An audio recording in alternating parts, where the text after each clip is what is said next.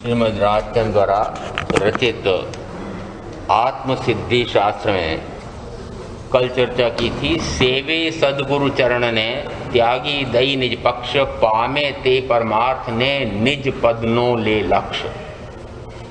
एक ही गाथा में एक चौथाई भाग में सेवे सदगुरु चरण ने कि सदगुरु के चरण की सेवा करना, सत स्वरूप को जिन्होंने जाना, देखा, पाया, उन्हें कहा सतगुरु। और ऐसे सदगुरु कहाँ चलते हैं तो कहा वे मात्र स्वरूप में चलते हैं, स्वरूपाचरण चारित्र के धारक हैं। इस कारण से सेवे सदगुरु चरण ने तो जिस समय वे जैसे चल रहे हैं, अपने आप को जानना, अपने आप को देखना, अपने आप में ही विहरण करना, स्वरूप में ही रहना, ऐसे जो सदगुरु हैं उनकी सेवा कैसी होगी कि जैसे वे हैं वैसी ही उनकी उपासना करे, स्वयं भी अपने आप को जाने, अपने आप को देखे, अपने आप से ही प्रीति करके उसी में विहरण करे, तो कहा जाएगा सदगुरु की सेवा की। सेवे सदगुरु चरण ने त्यागी दई निज पक्ष, अपने पक्ष का, मत का, मान का, अभिमान का, अपने ही हट का, मत का, पंथ का, संप्रदाय का आग्रह, हटाग्रह को छोड़े तो सदगुरु जो सत का स्वरूप समझाते हैं वह समझ में आता है, अन्यथा नहीं। तीसरे भाग में दिया सेवे सदगुरु चरण ने त्यागी दई निज पक्ष, पामे ते परमार्थ ने, वही परम अर्थ को पा सकता है। और परम अर्थ किसे कहा कि जिससे आत्मा की सिद्धि हो जाए। इस शास्त्र का नाम आत्म सिद्धि शास्त्र है।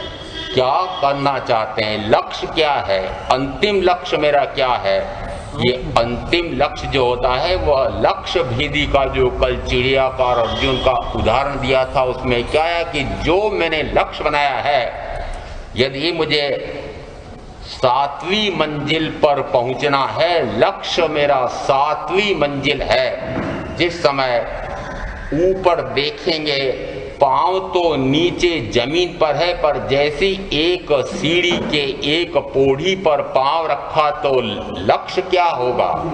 एक पांव जमीन पर है, एक पांव पहली पौड़ी सीढ़ी पर है, और आंखें किधर है? तो 7वीं मंजिल के चरम पर है। इसका अर्थ है कि फिर कदम किस तरफ चलेंगे? कि कदम निरंतर उस मंजिल पर दृष्टि रख करके चलते रहेंगे, अनवरत चलेंगे कि रुक जाएंगे? जब चढ़ते हैं तो रुक जाते हैं क्या? यानी बीच में हम आराम करते जाते हैं। आपकी तो सीढ़ियों में आराम की दशा भी रहती है। यहाँ जो आराम करता है उसका आपने कभी दूसरी कक्षा में पाठ पढ़ा हो, उसने कहा मैं तो बहुत तेज चलने वाला हूँ और यह धीरे धीरे चलने वाला कछुआ मेरी क्या बराबरी करेगा। जैसे ही वह आराम गाह बगीचा आया और बीच में थोड़ा सा विश्राम करने लगा तो पिछड़ गया कि नहीं? ऐसे आप भी बड़े आराम से चल रहे हैं, उसी समय वह काल चंद आकर के कहेगा चलो चलो बहुत चलिए, प्रतिस्पर्धा कर ली। उससे कहां से करोगे जो निरंतर अनवरत चलता है? कहां चलता है कि निज पद नो ले लक्ष्य, अपने आत्म पद का लक्ष्य लेकर के उस परम पद को प्राप्त हो जाऊं, वह परम अर्थ मेरा सद जाए। ऐसे लक्ष्य से सदगुरु की सेवा करके आत्म लक्ष्य की पूर्ति करने वाला वह सम्यक साधक, सम्यक साधना करने वाला कहा जाता है। आगे इसी सदगुरु की पहचान कैसे करें तो कहा आत्मज्ञान समदर्शिता, विचरे उदय प्रयोग, अपूर्व वाणी, परम श्रुत, सदगुरु लक्षण योग। आत्मज्ञान समदर्शिता, जिसमें आत्मज्ञान हो, समदर्शी हो, परम श्रुत। आत्मज्ञान समदर्शिता, विचरे उदय प्रयोग, कि जो उदय के अनुसार, उदय के पूर्व के कर्म के उदय के अनुसार विचरण करते हैं। आत्मज्ञान समदर्शिता, विचरे उदय प्रयोग, अपूर्व वाणी, उनकी वाणी कैसी है कि जिसमें अपूर्व भाव दिखाई देता है। जिस समय सुनते हैं उस समय लगता है कि ऐसी वाणी तो मैंने कभी सुनी नहीं। पूर्व यानी जो पूर्व में मैंने सुनी है उसके स्थान पर अब कैसी सुनी है कि ऐसी तो मैंने कभी नहीं सुनी, उसको नाम दिया अपूर्व। अपूर्व वाणी परम श्रुत। सुना तो बहुत है परंतु कैसा सुना कि जो परम आत्मा के परम अर्थ को, चरम अर्थ को साध ले, उस वाणी को कहा परम श्रुत। आत्मज्ञान समदर्शिता विचरे उदय प्रयोग अपूर्व वाणी परम श्रुत सद्गुरु लक्षण योग। ये सद्गुरु के लक्षण कहे गए हैं। हम कैसे पहचाने कि वे सद्गुरु हैं? तो लक्षणों से पहचानेंगे। लक्षण कौन से दिए? तो सबसे पहले कहा आत्मज्ञान। सद्गुरु में आत्मज्ञान होना चाहिए। ज्ञान होना अलग बात है और आत्मज्ञान होना अलग बात है। चाहे आचारांग आदि का ज्ञान तो हो परंतु आत्मज्ञान न हो। आचारांग आदि, आचारांग 11 अंग, 12 उपांग, 32 आगम, कई शास्त्र, पूर्वों तक का ज्ञान, 9 पूर्वों से अधिक, 10 पूर्वों से न्यून तक का ज्ञान प्राप्त कर ले परंतु आत्मज्ञान ना हो, ऐसा हो सकता है। इसका अर्थ है कि ज्ञान कुछ अलग है और वस्तुतः आत्मज्ञान अलग है। यह आत्मज्ञान हमारा सद्गुरु की पहचान का एक लक्षण है। कैसे पहचानूं? क्या आपके पास ज्ञान नहीं है? आप ज्ञानी नहीं है क्या? जीव का अर्थ यह है कि जिसमें ज्ञान नाम का गुण है, वह ज्ञान गुण मेरा स्वयं का। और एक अपेक्षा से ज्ञानी कहते हैं मुमुक्षु के नेत्र महात्मा को पहचान लेते हैं। मुमुक्षुपना यदि हो, तीव्र जिज्ञासा अंदर में हो कि मैं भी जानना चाहता हूं, किसको जानना चाहता हूं? कि मैं भी सत्य स्वरूप को जानना चाहता हूं। तो असत्य स्वरूप को तो मैंने जाना कि जो मैं कर रहा हूं वह सारा मिथ्या है, माया है, वह असत रूप है, स्वप्न है, झूठन है। ऐसा पहले यदि आपको समझ में आया हो कि वस्तुतः यह असत है तो फिर उसका विलोम हो गया कि सत्य कौन होगा? कि जिन्होंने ऐसे सतरूप आत्मा को जाना है, जिसने सत्य स्वरूप को पूर्णतः पा लिया है। अब सबसे पहले इसमें ये जो लक्षण आए हैं वे परम सद्गुरु, परम निर्ग्रंथ अरिहंत तीर्थंकर परमात्मा के संदर्भ में आए, क्योंकि यहां सब में लगा है परम श्रुत। ऐसा परम श्रुत का कहने वाला कौन हो सकता है? तो वे मात्र 13वें गुण स्थानवर्ती तीर्थंकर होते हैं। यहाँ उपदेशकत्व किसमें सिद्ध होता है? कि मात्र 13वें गुण स्थान में उपदेश देने के अधिकारी कौन? कि मात्र तीर्थंकर परमात्मा। आचारांग सूत्र प्रथम स्कंद में दूसरे अध्ययन में आया कुशल वक्ता कौन हो सकता है। कुशल वक्ता की परिभाषा दी कि कुशल वही हो सकता है कि जो सर्वज्ञ सर्वदर्शी तीर्थंकर हो। सर्वज्ञ सर्वदर्शी मात्र कहने से क्यों नहीं मान लें? वस्तुतः अरिहंत ये उपदेश देने के अधिकारी नहीं है। माने कि मान लो तीर्थंकर महावीर ये भी विद्यमान हैं, वे समोशरण में प्रवचन फरमा रहे हैं और उन्हीं के बोध से सम्यक दृष्टि हो गए, क्षायिक सम्यक दृष्टि हो गए, सर्ववृत्ति संयम उनकी प्रेरणा से लेकर के उन्हीं के मार्गदर्शन में संयम की आराधना करके केवल ज्ञान केवल दर्शन प्रकट हो गया, समान हो गए। ज्ञान दर्शन सुख वीर्य आदि की अपेक्षा से अरिहंत और तीर्थंकर परमात्माओं में कोई अंतर नहीं है। ज्ञान की अपेक्षा से अरिहंत में क्या कमी है? उनको भी केवल ज्ञान है और तीर्थंकर परमात्मा को भी केवल ज्ञान है। फिर वे क्यों न अलग अलग क्षेत्रों में जाकर के बोध देते हैं? क्यों नहीं देते? जिस समय तीर्थंकर परमात्मा समोशरण में विराजे हुए हैं और अरिहंत इधर उधर घूम रहे हों, आपको कैसा लगेगा? अटपटा लगेगा कि नहीं? तो ये साक्षात जिनके बोध से जिन्होंने सम्यक पाया और अब इनको ऐसा है कि बस केवल ज्ञान प्राप्त कर लिया, तो उनके वहां बैठते तक नहीं है। इसलिए हमारे यहाँ समोशरण लगता है तो केवली की सभा अलग होती है। वे भी पूर्ण विनयोपासना के साथ तीर्थंकर के समोशरण में विराजमान होते हैं। उन्हें क्या सुनना है? सुनना है क्या? सुनने की आवश्यकता है क्या?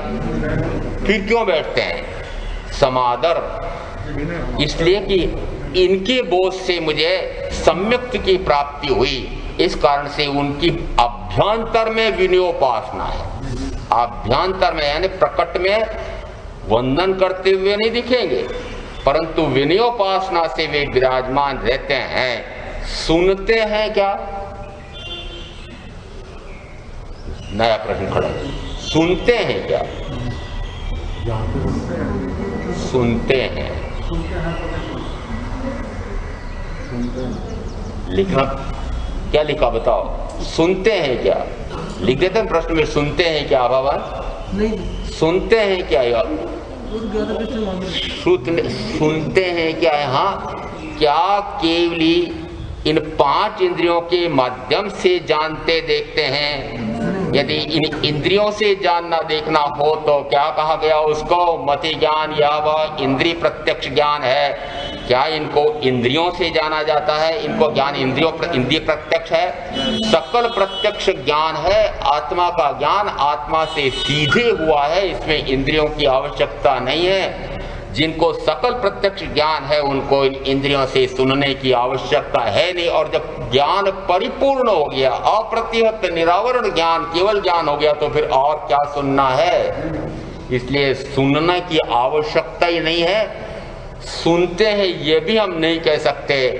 सुन करके अब उनको कौन सा चारित्र का पालन करके और क्या प्रकट करना है? साधना जितनी करनी थी वो सारी कर ली, वे अब कृतकृत्य हो गए हैं, उन्हें कुछ भी करना शेष नहीं रहा है। यदि घाती कर्म ज्ञानावरणीय, दर्शनावरणीय, मोहनी, अंतरा, इन चारों कर्मों का क्षय हो गया, तो अब और क्या क्षय करना बचा? 4 और बचे हैं। क्षय करने के लिए आवश्यकता पड़ेगी उनको। यदि उनको क्षय करने की आवश्यकता पड़े तो फिर साधना बची है। वस्तुतः आयुष कर्म पूरा स्वतः होता जाता है, और आयुष कर्म जब पूरा हो जाता है तो शेष नाम, गोत्र, वेदनी ये भी पूरे हो जाते हैं, और स्वतः ये 4 कर्म क्षय को प्राप्त होते हैं। दूसरी अपेक्षा से यदि ये कर्म अघाती हैं तो मेरे स्वरूप के घात के करने वाले नहीं होने से ये चारों पड़े हैं तो पड़े हैं, कोई हानि ज्ञान दर्शन सुख वीर नाम के निज गुण में यह हानि नहीं करते हैं। इसलिए अब उनको सुनने की आवश्यकता नहीं है, किसी प्रकार की साधना की आवश्यकता नहीं है, परंतु उन्हें बोध देने का अधिकार नहीं है। चलते फिरते कहीं कोई प्रश्न एक आध पूछ ले तो वे उत्तर दे सकते हैं, परंतु यहाँ बैठे बैठे कोई ऐसे भी होंगे, सोच रहे होंगे नहीं ऐसा भी आया है। सतीश जी बता देंगे महाराज ऐसा भी तो आया है। व्याख्या प्रज्ञप्त सूत्र में, बोलो क्या नाम है? अरे पहले चेतावनी दे दी थी कि महाराज सोच करके बता दूंगा, तो सोचने का अवसर दिया था ना। असोचा केवली 9:31 में आया है, केवली प्रज्ञप्त वाणी सुने बिना भी उसको केवली प्रज्ञप्त वाणी का ज्ञान होता है। यदि उसने ज्ञानावरणीय कर्म का अक्षोक्षम किया हो, यदि उसने दर्शनावरणीय कर्म का अक्षोक्षम किया हो, तो वह दर्शन विशुद्धि प्राप्त करता है, शुद्ध बोधि लाभ को प्राप्त करता है। यहां से चल करके आगे आया कि यदि वह केवल ज्ञानावरणीय कर्म का क्षय करे तो वह केवली प्रज्ञप्त वाणी को सुने बिना भी केवल ज्ञान की प्राप्ति करता है। ऐसे जो केवल ज्ञान की प्राप्ति केवली प्रज्ञप्त वाणी को सुने बिना भी प्राप्त कर लेते हैं, उन्हें कहा असोचा केवली। और असोचा केवली बोध देते हैं, वे शिष्य शिष्याएं बनाते हैं, उनके उपासक उपासिकाएं होते हैं। तो महाराज तीर्थंकर और तीर्थंकरत्व का तीर्थ का लोप होता है। इसमें ऐसा नहीं समझना। क्यों? क्योंकि यहाँ महावीर कहते हैं कि यदि मैं अपने आत्म पुरुषार्थ से केवल ज्ञान प्रकट कर सकता हूं तो सर्व आत्माओं में इस प्रकार की क्षमता है। यहाँ इसका अर्थ ये नहीं है कि मात्र एक तीर्थंकर महावीर वे ही इस प्रकार का अधिकार रखते हैं, यह सारा अधिकार मुझे भी दिया, आपको दिया क्या? मुझे तो प्राप्त है। कौन सा अधिकार? केवल ज्ञान प्राप्त करने का अधिकार आपके पास है क्या? केवल ज्ञान है क्या? केवल ज्ञान नहीं है। केवल ज्ञान नहीं है। श्रद्धा दशाएं केवल ज्ञान प्राप्त है, प्रतीति दशाएं केवल ज्ञान प्राप्त है, ज्ञान अपेक्षा केवल ज्ञान प्राप्त है और वर्तन अपेक्षा से केवल ज्ञान प्राप्त है। ये चौथे गुण स्थानवर्ती का होता है। जिस समय उसको अपूर्व आनंद का आस्वाद आता है वह मात्र अपने ज्ञान में, मात्र केवल ज्ञान है, मात्र ज्ञान, उस ज्ञान को स्वयं को जानना केवल ज्ञान। जिस समय वह मात्र अपने आप को जानता है तो कहा जाता है ज्ञान दशा से केवल ज्ञान की प्राप्ति है। प्रकट दशा से अभी पूर्णता को प्राप्त नहीं हुआ है। इसका अर्थ है कि केवल ज्ञान का श्रद्धान हुआ है, केवल ज्ञान की प्रतीति हुई है, केवल ज्ञान की रुचि हुई है और मैं वर्तमान परिपूर्ण हूं, सिद्ध के समान हूं। इसका अर्थ क्या हुआ कि गुण अपेक्षा से, सत्ता अपेक्षा से मैं केवल ज्ञान का धारक हूं। अनंत ज्ञान, अनंत दर्शन, अनंत सुख, अनंत वीर्य का स्वामी कौन? महात्मा। यूं कौन? मैं आत्मा। किसकी बात कर रहे हैं? मैं। वस्तुतः ये क्यों नहीं निकलता है मैं? कहते हैं कुछ भिखारी बच्चे सामने खड़े हुए थे और एक श्रेष्ठी जोहरी का ध्यान गया। अरे चेहरा देखकर उन्होंने कहा, अरे बेटा तुम भीख क्यों मांग रहे हो? जैसे ही पूछा क्या करूं, जो कुछ था वह घर में खा लिया, फिर कुछ साधन ऊपर ऊपर दिखाई देते थे वे भी बेच खोज करके खा लिया और कुछ नहीं बचा तो अब भीख मांगता हूं। अरे चलो चलो तुम मेरे साथ चलो। जैसे वे उठे और उनके घर गए, उन्हें पता है कि मेरे मित्रों ने कहाँ क्या धन रखा हुआ है, वहां से चाबियां निकाली, वहां से नीचे भूगर्भ में गए और एक तिजोरी खोली हीरे, दूसरी खोली पन्ने, तीसरी खोली माणिक्य, चौथी खोली मोती और वह आखिर जोरी का ही तो बैठा था चकाचौंध। वो इतने हीरे पन्ने माणिक मोती अंदर में गर्भगृह में भरे पड़े हैं। जैसे फटाफट बंद किए उनके पिताजी के मित्र तो वापस चले गए और फिर जब वैसे ऊपर कक्ष में आकर के बैठा और भीख मांगे उनके साथी आए, चलो चलो भीख मांगने का समय हो गया, चलते हैं। जाएगा?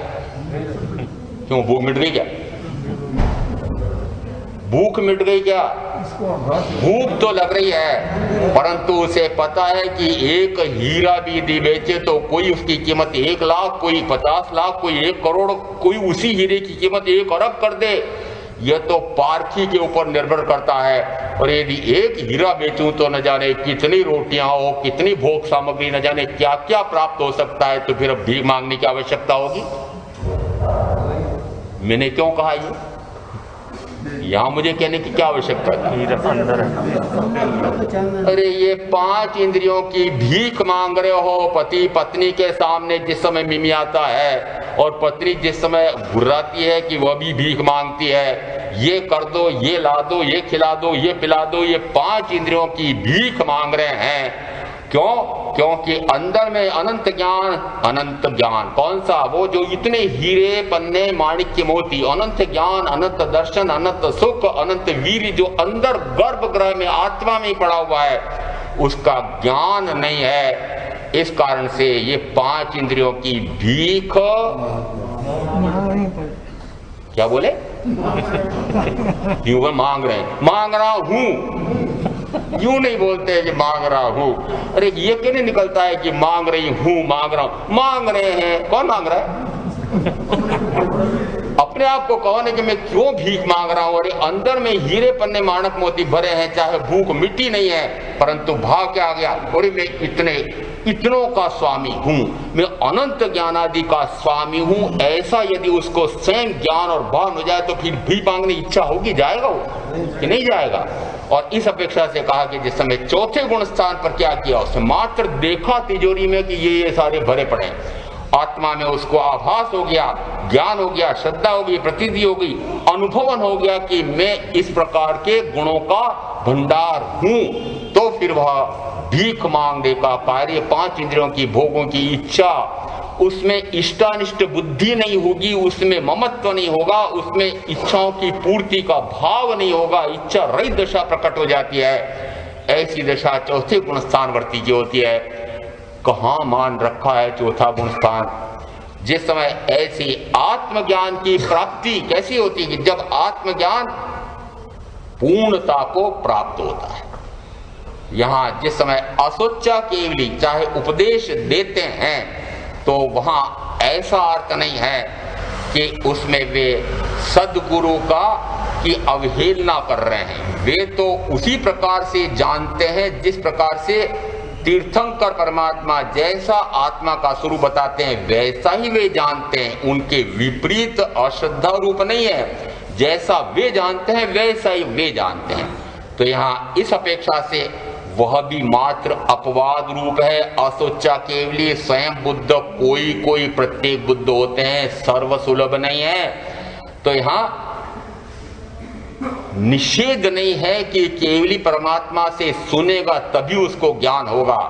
और हमारे यहाँ एक उल्लेख मिलता है कि जिस समय भगवान बाहुबली महामुनि बनकर के ध्यानस्थ हो गए थे, उस समय वे वर्ष भर तक निरंतर ध्यान में लीन है, परंतु केवल ज्ञान केवल दर्शन प्रकट नहीं हो रहा था। उस समय भगवान ऋषभदेव ने उन्हीं की सहोदरा बहनें जो अब सर्ववृत्ति संयमी हो गई थी, उन्हें कहा कि जाओ उन्हें सावधान करो कि मान रूपी हाथी से नीचे उतरे तो मान का मर्दन हो तो केवल ज्ञान केवल दर्शन प्रकट हो।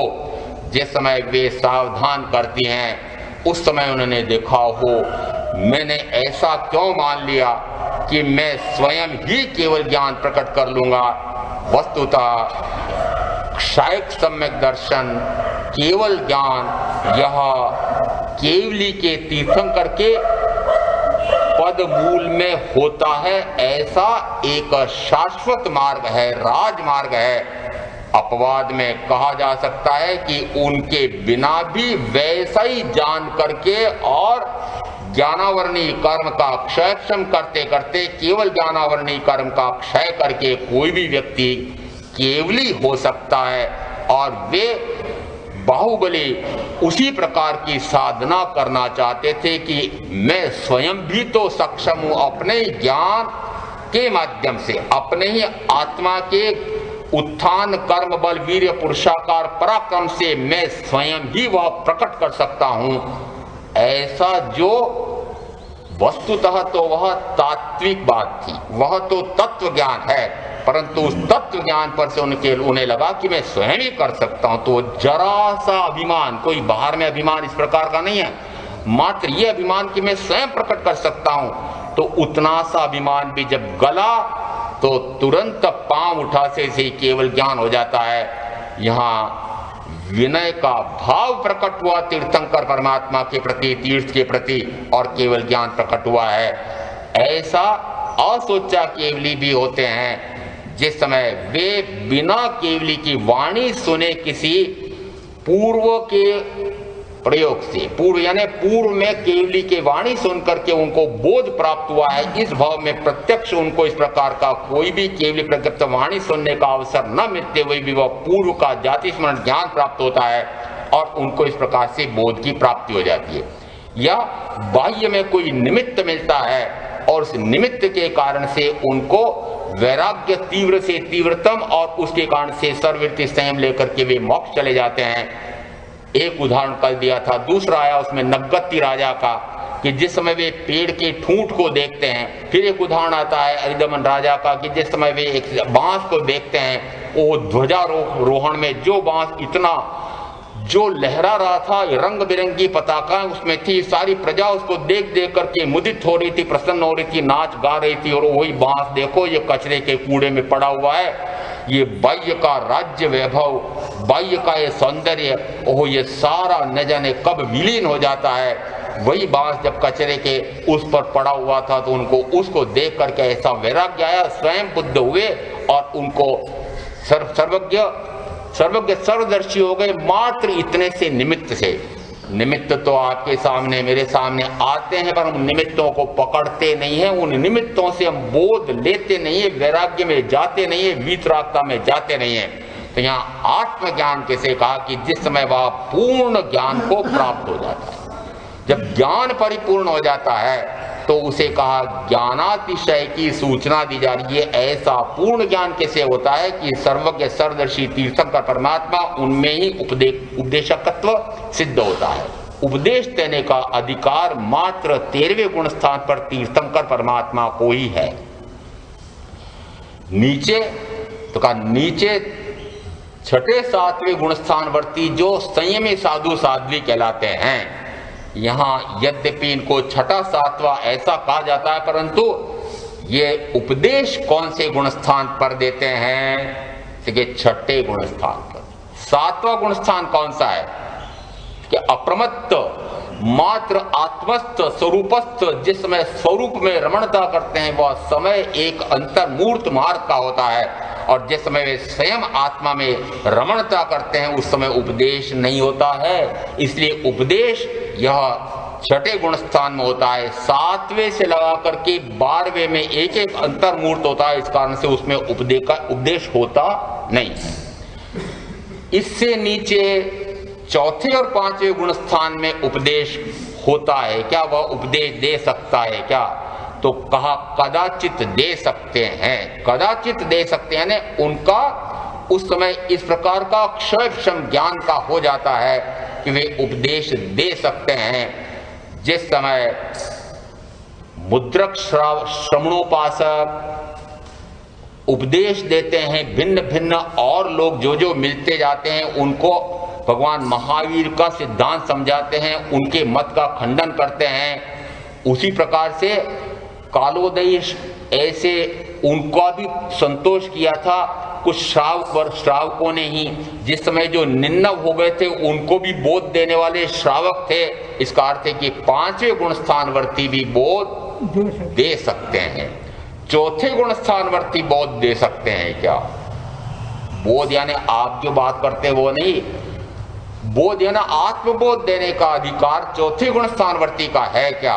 क्योंकि उसने भी आत्मा के स्वरूप को पूर्णतः जाना है, चाहे अंश अंश खंड खंड भेद भेद करके अभेद को जाना है, खंड खंड करके अखंड आत्मा को जाना है। जो अभेद अखंड और निरंश संपूर्ण आत्मा का दर्शन कर लेता है, अंश अंश में करते हुए उसको भी पूर्ण आत्मा का, सर्व आत्माओं का, सर्व जीव से लगा करके अजीव का भी बोध हो गया है। इसलिए 4थे गुण स्थानवर्ती भी बोध दे सकते हैं।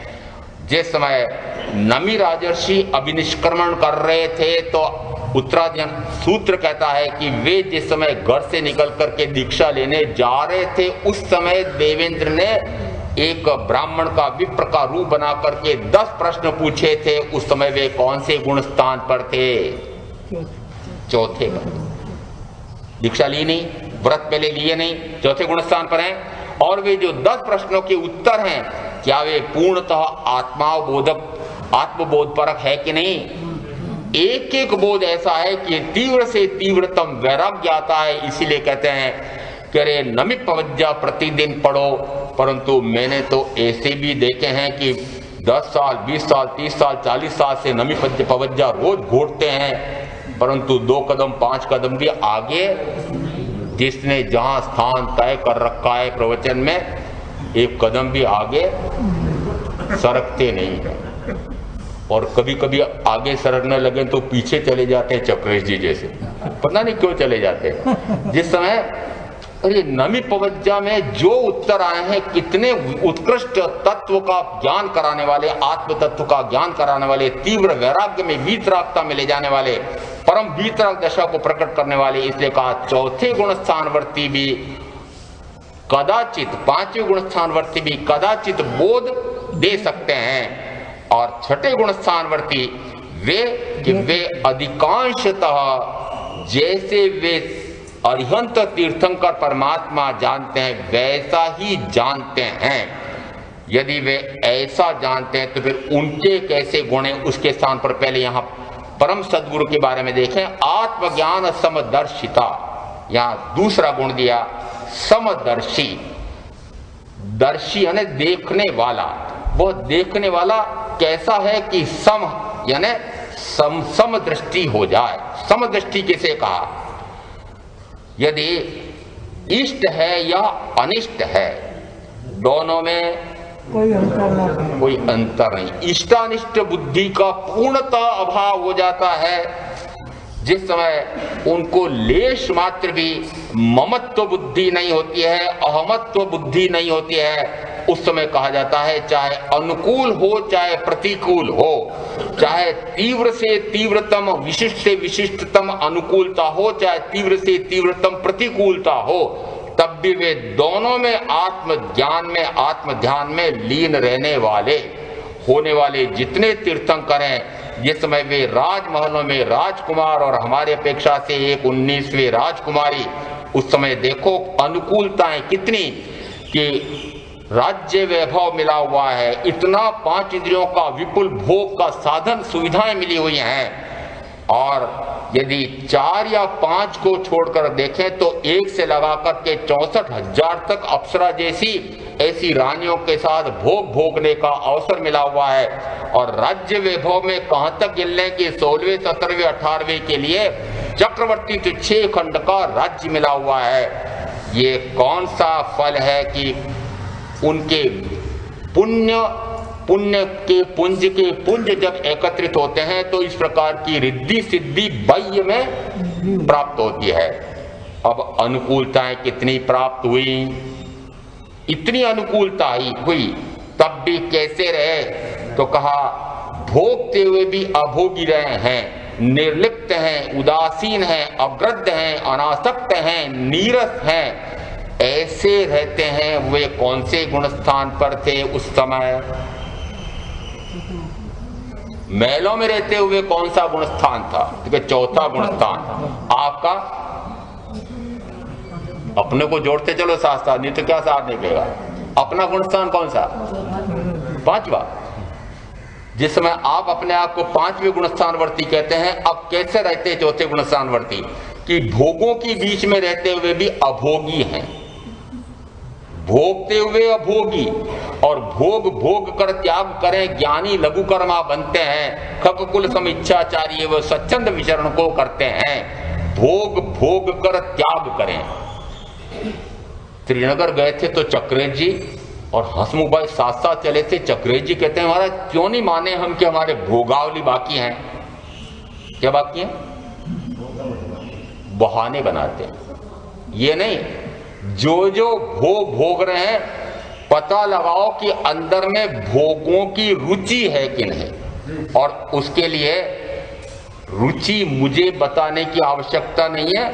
ये मोक्ष मार्ग प्रवचन के प्रश्नावली में कुछ ऐसे प्रश्न पूछे हैं कि जिसमें उत्तर तो दे देना पर वो अंक जोड़े नहीं जाएंगे। क्यों? क्योंकि यदि मैं कहूंगा कि अंक जोड़े जाएंगे तो आप सारे नकली उत्तर दोगे।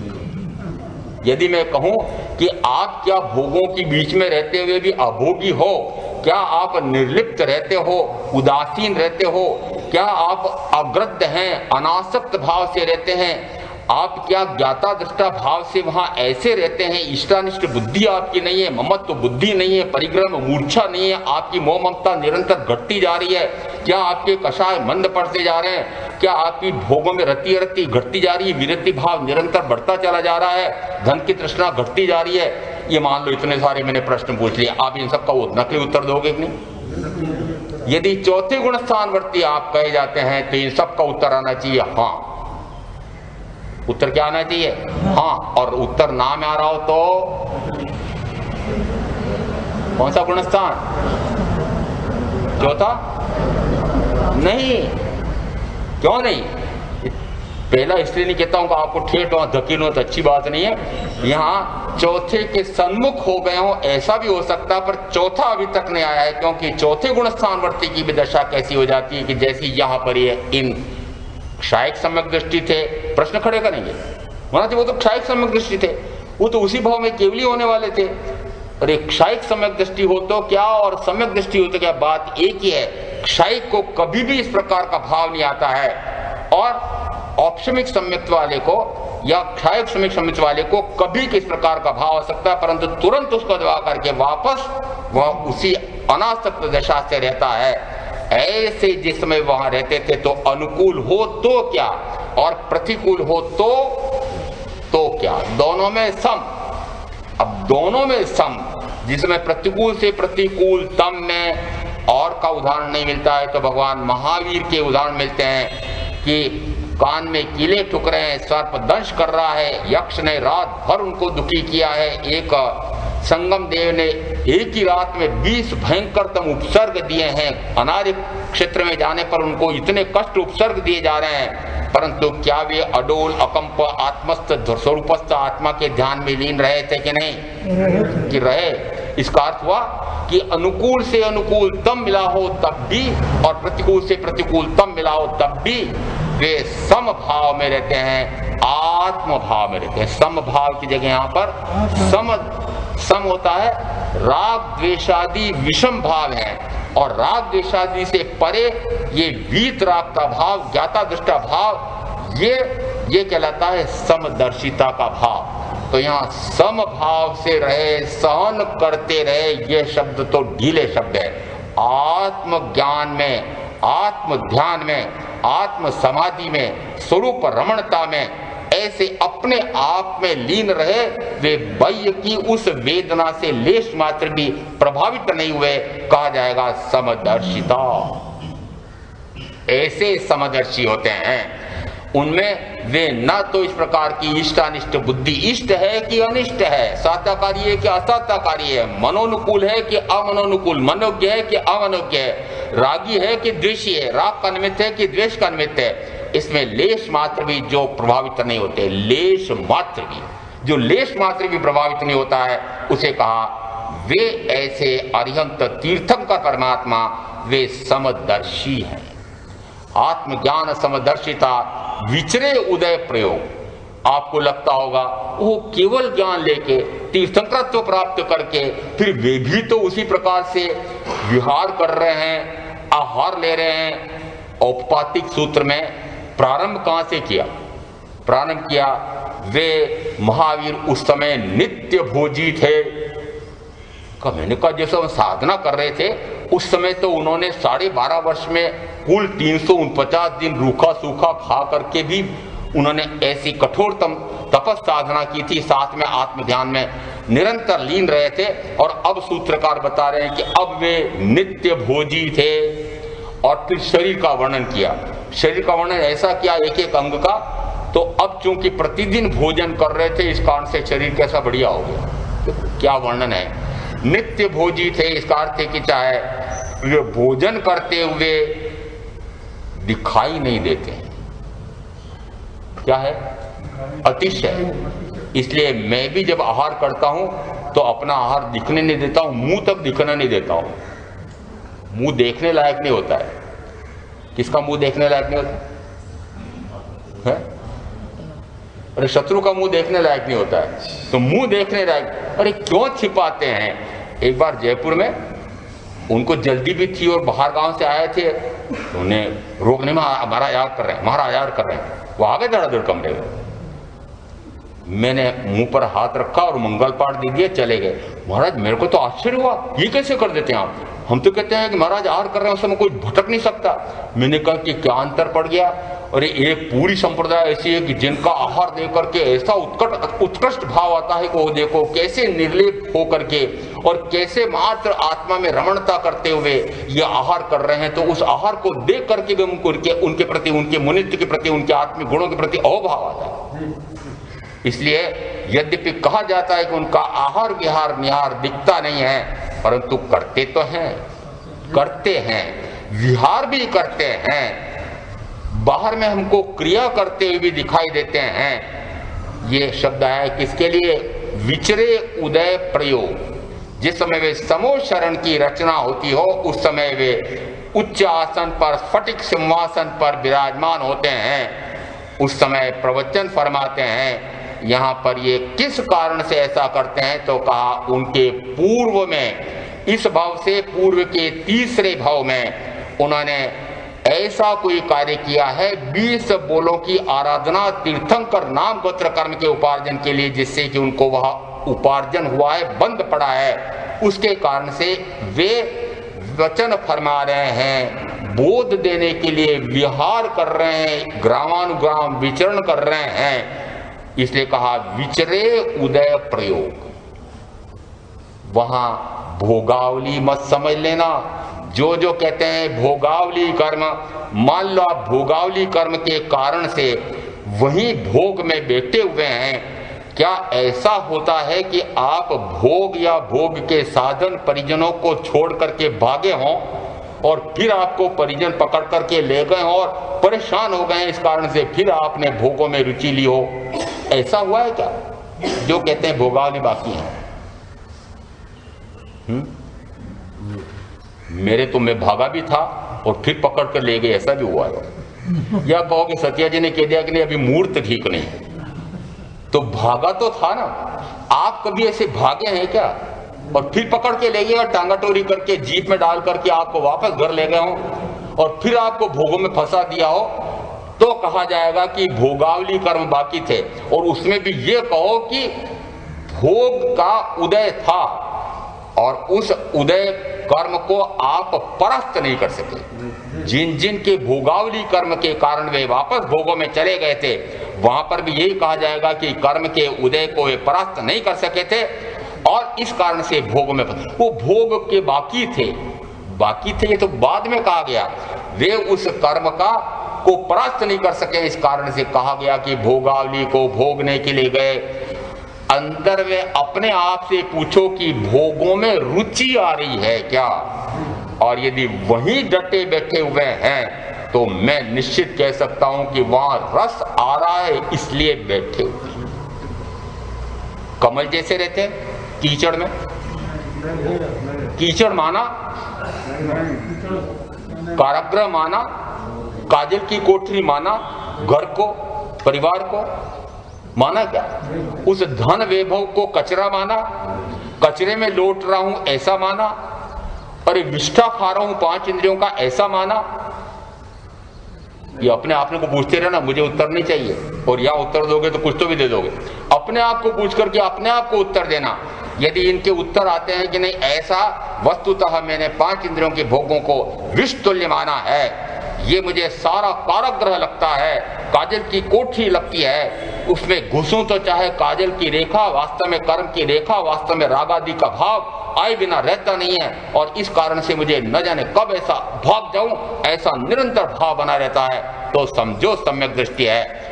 वह विचरे उदय प्रयोग, उस समय कहा जाता है कि क्या करूं मैं कर्म के उदय से वहां रह करके, और निरंतर कर्म का वह उदय आ रहा है उसको उपशमित करता जाता हूं, परास्त करता जाता हूं, तोड़ता जाता हूं, उसके बाद निरंतर बाहर निकल जाने का भाव करता हूं। पक्का मेरा ऐसा भाव है। दीक्षा लेने का भाव तो है। वो 2, 3, 4 मेरे साथ जब आहार लेके वापस आते हैं तो मैंने कहा कि मौन में कह देता हूं, मैंने कहा मैं बिना किसी पाप के इस प्रकार का आहार लेकर के आया हूं, आप भी साझेदार बनो।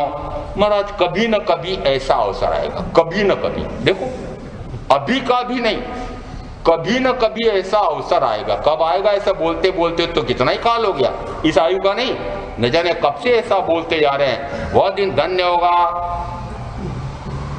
बोलो, वह दिन धन्य होगा जिस दिन मैं सर्व आरंभ परिग्रह का परित्याग, पूर्णता परित्याग करके सर्वरीति संयम लूंगा।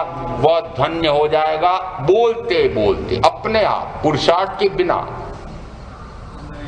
नहीं होगा। फिर बोलते बोलते क्यों रहते हो, पुरुषार्थ करते क्यों नहीं हो?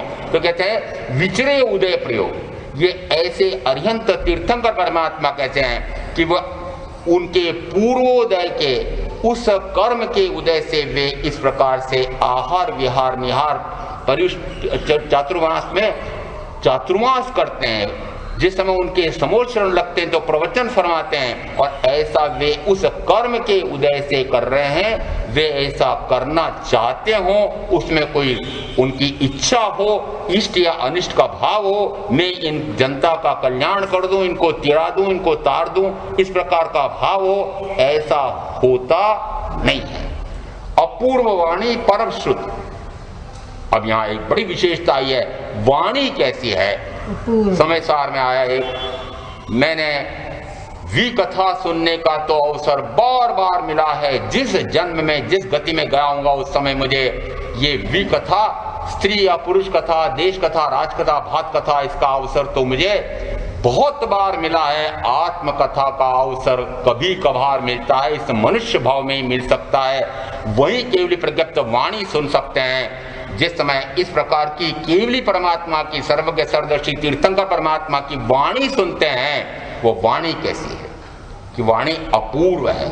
वे आप्त पुरुष हैं, वे सर्वज्ञ हैं, वे सर्वदर्शी हैं, वे जो कुछ कहते हैं वह सकल प्रत्यक्ष ज्ञान के आधार पर कहते हैं, उन्हें किसी शास्त्र के आधार पर कहने की आवश्यकता नहीं है। आगम में ऐसा कहा है, तीर्थंकर महावीर ने अंतप्रदशांग सूत्र का पहला अध्ययन ऐसा फरमाया, दूसरे अध्ययन में ऐसे अध्याय फरमाए, तीसरे अध्ययन में इस प्रकार के इनके अध्याय खोल करके पढ़ाए गए। ऐसे होगा। अरे ऐसे उन्होंने शास्त्र खोल खोल करके पढ़ाए थे क्या? यदि शास्त्र खोल करके वे पढ़ाते हो तो मैं कहूंगा कि हे सर्वज्ञ सर्वदर्शी, आप तो अभी कुछ नहीं जानते हैं, ये तो शास्त्र खोल करके तो मैं भी पढ़ा दूंगा। शास्त्र खोलने की आवश्यकता सर्वज्ञ सर्वदर्शी को, सकल प्रत्यक्ष ज्ञानी को नहीं।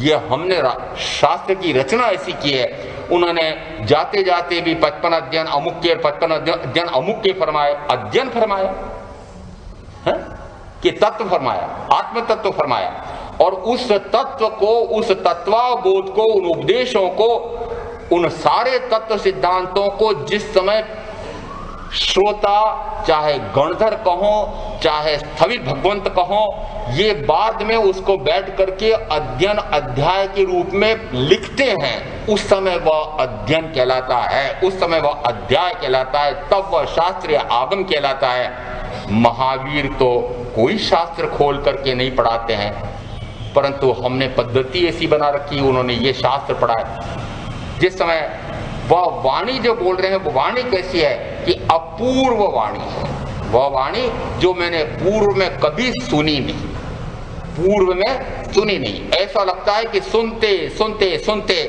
अंदर में ऐसा ज्ञान प्राप्त होता है, ऐसा आत्मा का आनंद का आस्वाद आता है कि जो 5 इंद्रियों में से सारी इंद्रियों का एक साथ भोग करते हुए भी, दृष्टांत देते हुए समझाते हैं कि चक्रवर्तित्व काल के सारे भोगों को एक तरफ रखो तराजू के एक तरफ, और दूसरी तरफ उस अपूर्व आनंद का, आत्मा के आनंद का, एक समय का आनंद को रखो तो पलड़ा एक समय के आनंद का भारी होगा। ऐसा अपूर्व आनंद आत्मा को, अपने आप को आता हो तो समझो वाणी दाता अपूर्व पुरुष है, आप्त पुरुष है, सर्वज्ञ सर्वदर्शी है। उसकी वाणी अपूर्व वाणी है। अपूर्वता का भान कब होगा, अपूर्वता का ज्ञान कब होगा कि जब सुन करके अपने आप अंदर में अनुभवन होगा। आत्म ख्याति, परम ज्योति, परम ज्ञान ज्योति जब मेरी प्रकट होगी, तब मुझे समझ में आएगा कि ये जो फरमाते हैं वह वाणी अपूर्व वाणी है। अपूर्व वाणी परम श्रुत, परम श्रुत यानी जो वे फरमा रहे हैं वह कैसा है कि अकाट्य है, प्रामाणिक है। उनका वचनातिशय कैसा है कि परस्पर लेश मात्र भी विरोधी नहीं है। परस्पर विरोधी वचन और सर्वज्ञ ऐसा हो नहीं सकता। कहीं एक आगम में ऐसा आ गया, दूसरे आगम में परस्पर विरोधी बात दूसरे आगम में आ गई, ये आगमकार की त्रुटि हो सकती है। हमारी समझने की भूल हो सकती है, परंतु वस्तुतः तीर्थंकर परमात्मा की वाणी में इस प्रकार का विरोध एक अंश में भी नहीं होता है। इसलिए तीर्थंकर परमात्मा जो फरमाते वो परम श्रुत है। श्रुत किस अपेक्षा से कहा गया? क्योंकि उन्होंने शब्द से सुनाया, मैंने कान से वह शब्द सुना, इसलिए कहा गया वह श्रुत है। पर श्रुत कैसा है? परम ज्ञान की प्राप्ति, परम पद की प्राप्ति, परम सुख की प्राप्ति, परमानंद में ले जाने वाला, तो कैसा कहलाया वो? परम श्रुत। और पूर्ववाणी परम श्रुत सदगुरु लक्षण योग, यानी ये सदगुरु के लक्षण हैं। और जैसे ये परम सदगुरु के लक्षण हैं, क्योंकि उन परम सदगुरु का ज्ञान कराने वाले साक्षात सदगुरु जो विद्यमान हैं, उनमें भी यदि ऐसे लक्षण अधिकांश में जिन्होंने प्रकट कर लिए हैं, इसलिए कहा जाता है कि सदगुरु में और परम सदगुरु में भेद करना नहीं, दोनों समान हैं। जो आप बार बार कहते हैं कि इन परम गुरु का, भगवान का बोध कराने वाले, भगवान का स्वरूप बताने वाले, वे कौन के मात्र गुरु हैं। गुरु के बिना भगवान का स्वरूप कौन बताता है? अरिहंत तीर्थंकर परमात्मा ऐसे होते हैं, सिद्ध परमात्मा ऐसे होते हैं, इसका बोध कौन देगा? वर्तमान अपेक्षा से भरत क्षेत्र में 5वें आर्य में इसका बोध सदगुरु ही देंगे। वर्तमान में तो विराजमान परमात्मा महाविदेह में है, हम क्या वहां से बोध ले सकते हैं? क्या वे हमारे शासन के नायक हैं क्या? तो कि नहीं, शासन तो भगवान महावीर का है। और भगवान महावीर का शासन अब कौन संभालता है कि पट्ट परंपरा से सुधर्मा स्वामी से गिनते हुए अब वर्तमान में परंपरा से जो उनके आचार्य हैं, वे उस शासन के पूरे तीर्थ के श्रावक श्राविका साधु साध्वी रूप चारों तीर्थ के नायक वे हैं। वे भगवान महावीर के बताए हुए मार्ग के अनुसार स्वयं चलते हैं और दूसरों को भी उसी प्रकार का मार्गदर्शन करते हैं। ऐसे नायक वर्तमान में आचार्य भगवंत होते हैं। ये आचार्य, उपाध्याय, साधु साध्वी, इन तीनों को एक शब्द में सम्मिलित करें तो वो कहलाता है निर्ग्रंथ गुरु। और निर्ग्रंथ किसे कहा? कि जिसने राग द्वेषादि ग्रंथियों का छेदन भेदन किया है। बाह्य अपेक्षा से कहा जाता है कि जो 5 महाव्रतों का निरतिचार पालन करते हैं, जो 5 समितियों का सावधानी पूर्वक पालन करते हैं, मन को, वचन को, काया को गुप्त करते हुए आत्मगुप्त होते हैं, ध्यान में लीन रहते हैं, ध्यान से मान लो हटता है तो पुनः स्वाध्याय में जाते हैं, स्वाध्याय से पुनः ध्यान में जाते हैं। ऐसे स्वाध्याय ध्यान में आत्मस्थ स्वरूपस्थ निरंतर आत्मा में रमणता करने का पुरुषार्थ करने वाले ऐसे सदगुरु होते हैं। और ऐसे सदगुरु के मुंह से जो वचन हम सुनते हैं, उन वचन से जो समदर्शिता आती है, जो आत्मज्ञान की प्राप्ति होती है, उससे मैं लाभान्वित होता हूँ। इसलिए ऐसे सदगुरु का, परम सदगुरु का मैं परम उपकार मानता हूँ। ऐसा मानकर जानकर में आप जो साधना करेंगे उनका अवश्य कल्याण होगा। ओम शांति।